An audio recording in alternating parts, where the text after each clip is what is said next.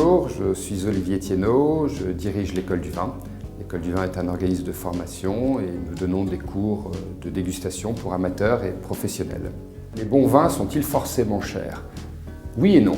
Alors non, parce qu'il y a en France plein de possibilités de vins délicieux et de très bons rapports qualité-prix. Mais pour cela, il va falloir aller chercher dans des régions un petit peu moins connues, à notoriété moins forte. Là aussi, je pense dans le Roussillon, dans le Languedoc, nous avons des choses extraordinaires. Mais dans le Bordelais, on a aussi des petits producteurs qui font de très jolis vins dans le fruit. La Bourgogne, c'est un petit peu plus compliqué, mais il reste encore des belles perspectives un petit peu partout. Il est très compliqué d'avoir des vins de qualité qui se situent en dessous de 5 € à l'achat dans un circuit de distribution. Alors pourquoi moins de 5 €?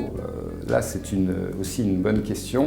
Tout simplement parce que ce que nous recherchons dans la qualité d'un vin, c'est qu'il ait un caractère. Pour que ce vin ait un caractère, il faut qu'on ressente son cépage, son terroir et la patte de la personne qui l'a élaboré. Et pour cela, il faut que ça soit un peu artisanal. Et donc, il y a des coûts de production qui sont là et qui font qu'à un moment donné, un vin ne peut pas être en dessous d'un certain prix pour avoir l'identité qu'on lui demande.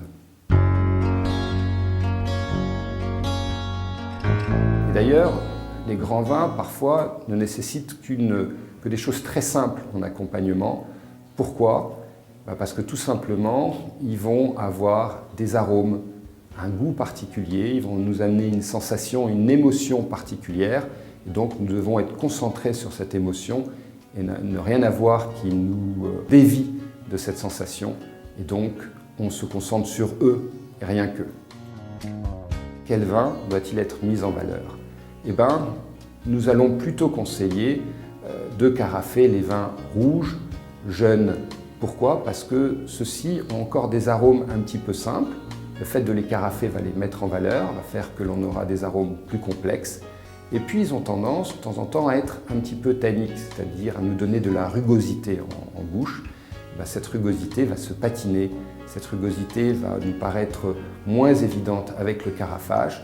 Donc le carafage, oui, à condition que ce soit plutôt un vin rouge, jeune et un peu tannique. Et là, tout simplement, on a fait un geste qui met en valeur notre vin.